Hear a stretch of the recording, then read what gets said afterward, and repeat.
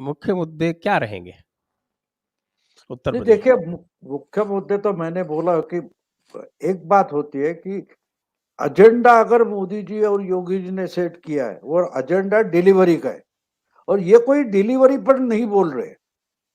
मोदी बोल रहे ठीक है भैया, हमने इतना देने के बाद भी अगर आपको हमको हराना है तो हराओ, कोई बात नहीं। मोदी जी और योगी जी का अप्रोच देखिए आप। ये अभी कुछ नहीं बोल रहे कि हम बहुत सारा कुछ और देने वाले हैं, ये देने वाले हैं, वो देने वाले हैं, बिल्कुल नहीं।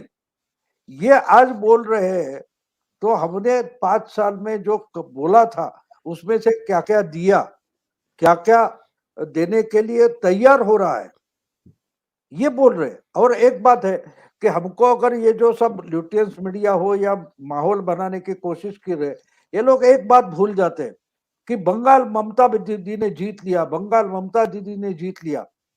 ममता दीदी ने बंगाल नहीं जीता है, ममता दीदी ने नहीं जीता है।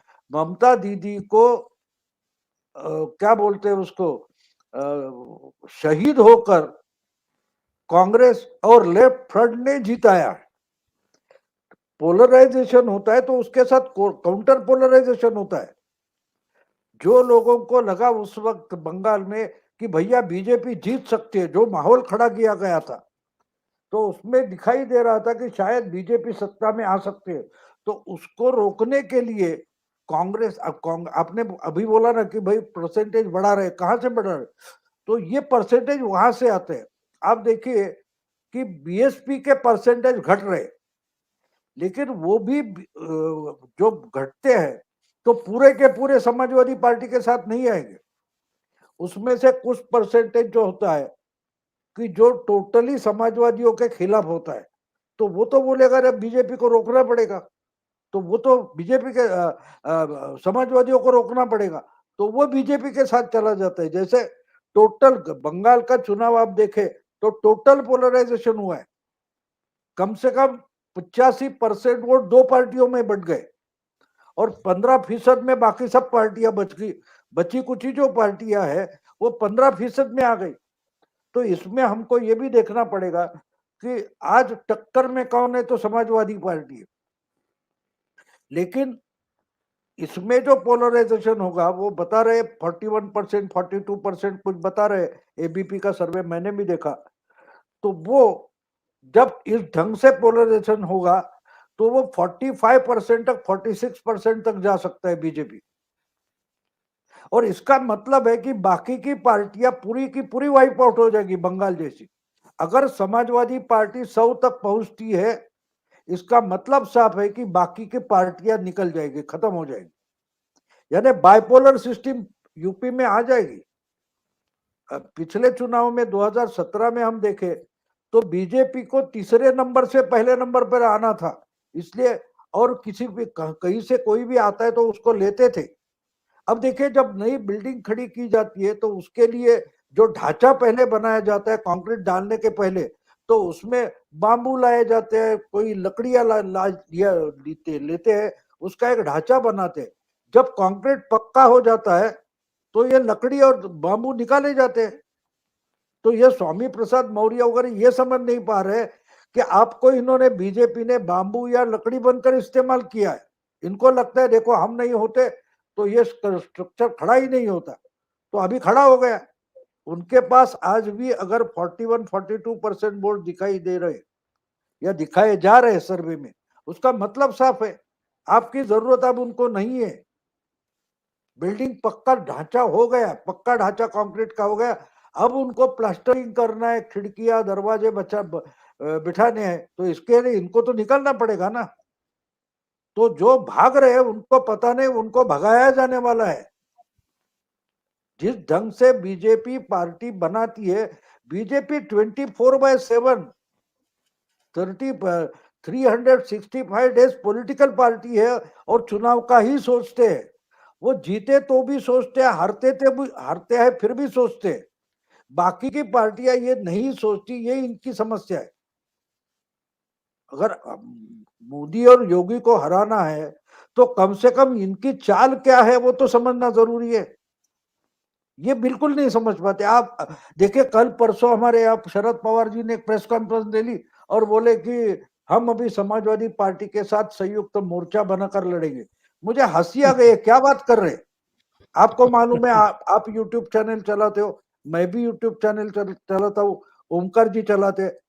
जब हम यूट्यूब चैनल शुरू करते हैं और उसका मोनेटाइजेशन हो जाता है, उसका कुछ रेवेन्यू के बारे में एग्रीमेंट करते, तो यूट्यूब वाले आपको क्या बोलते हैं? हाँ, आपको हमने बिजनेस पार्टनर करके एक्सेप्ट करते हैं, आपको एग्री करना पड़ेगा। तो क्या कल से मैं बोलते फिर भाऊ आजकल क्या कर रहे हो? नहीं नहीं, मैं तो यूट्यूब के साथ और गूगल के साथ बिजनेस पार्टनर बन गया। अरे ट्रिलियंस एंड ट्रिलियंस डॉलर का बिजनेस है। उसमें उसमें अगर हम 1200 डॉलर हमको मिलते हैं तो पार्टनर का शब्द इस्तेमाल किया जाता है। तो पवार साहब वहां मुंबई में बैठकर बोलते हैं कि हम तो यूपी में उनके साथ मोर्चा बनाकर लड़े। अभी 403 सीट में एनसीपी कितना लड़ने वाली है, मुझे बताइए। और दूसरी एक तो बात पक्की हो समझिए, गई, हाँ, एक सीट तो पक्की हो गई इसकी। एक तो सीट मैं मानता हूं कि 10 भी सीटें और तो 403 में 10 का मतलब क्या होता है? इसलिए मैंने बोला ना कि मैं भी यूट्यूब और गूगल का पार्टनर हूं, बिजनेस पार्टनर हूं। तो ये मैं खुद की मजाक उड़ाता हूं ना।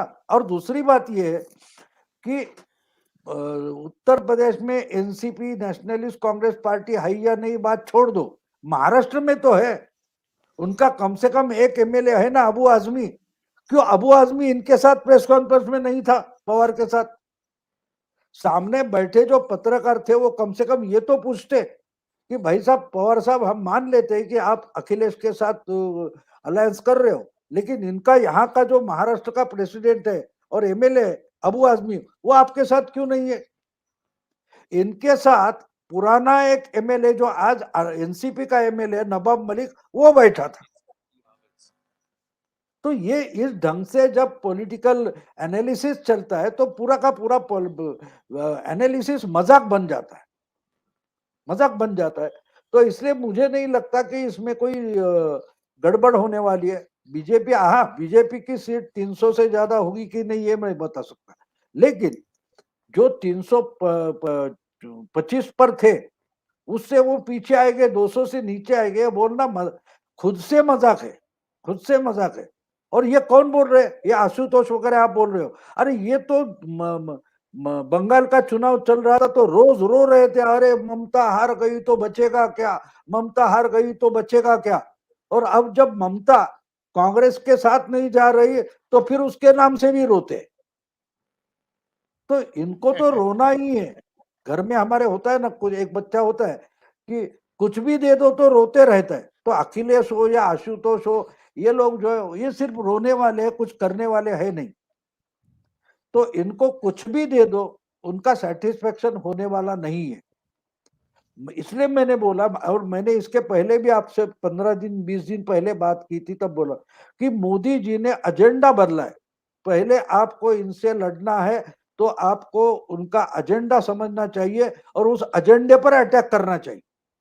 अब जब अखिलेश बोलता है कि कहा इन्होंने तो सत्यानाश कर दिया, अब सत्यानाश का मतलब अगर 3 और 6 लेन का हाईवे मतलब सत्यानाश है, तो इनकी डेवलपमेंट की कंसेप्ट क्या है वो तो बताओ। कम से कम 4 नए एयरपोर्ट शुरू हो गए, मतलब सत्यानाश कर दिया। अजीब बात है ये।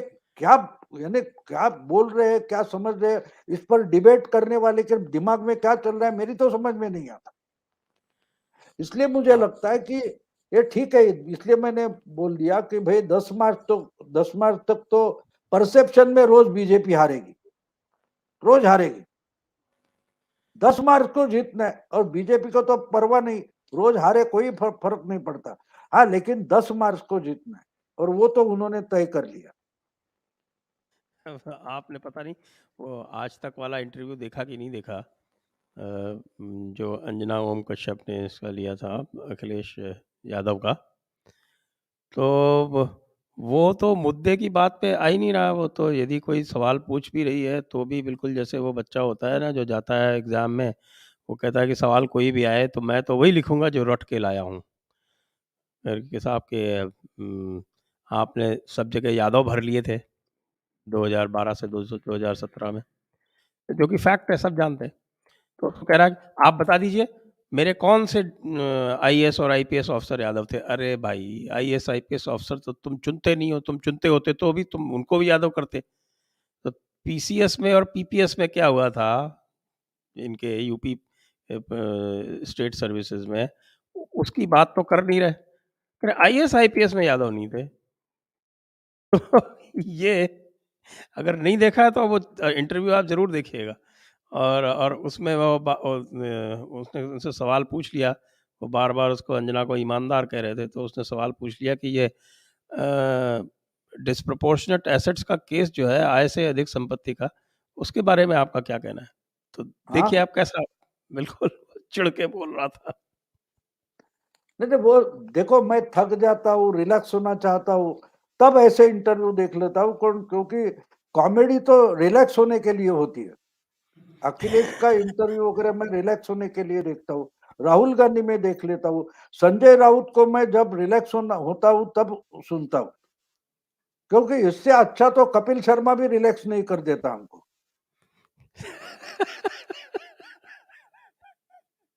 तो इनको अगर सुनना है हमें, तो अब देखिए कल परसों हमारे यहाँ कुछ हो गया तो संजय राउत बोलता है, अरे आपकी ऊंचाई क्या है, आप शरद पवार पर बोल रहे हो। अब शरद पवार की ऊंचाई का उनके काम से क्या मतलब है। तो जो एमएलए के बारे में बोल रहे थे, वो एमएलए बोला कि वो तो 2 इंच ज्यादा है मेरे से।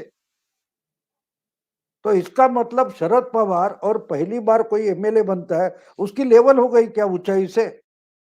ये कहां से लाते। एक कोई पवार का एमएलए हो किसी को बोलता है, तुम्हारा दिमाग का, तुम्हारा मगज कहाँ है, ब्रेन कहाँ है। तो मैंने उस पर बोल दिया एक वीडियो में कि भैया उनका तो घुटने में है, इसलिए तो तुम मिनिस्टर बने हो, वरना तुम मिनिस्टर भी नहीं बनते। तो ये क्या आर्गुमेंट हुई। जो सवाल पूछ रहे हैं वो छोड़कर हर बात, वो तो आराधना फिल्म का गाना है ना, वो आज सोमवार है कल मंगलवार है, वैसा। तो वो बाद में वो फरीदा जलाल गाना गाते बोलते, लेकिन वो ना कहूंगी जिसका तुमको इंतजार है। तो आप जो बोल रहे हो इंटरव्यू वैसा है। अंजना ओम कश्यप को जो जवाब चाहिए वो तो दूंगा नहीं, वो ना कहूंगी जिसका तुमको इंतजार है, आज सोमवार है। तो ऐसा ये लोगों ने पॉलिटिक्स का मजाक बना रखा है। तो रिलैक्स होने के लिए इंटरव्यू अच्छा होता है, वो सुनता हूँ मैं। कभी कभी बहुत थक जाता हूँ तो रिलैक्स होने के लिए सुन सकता हूँ।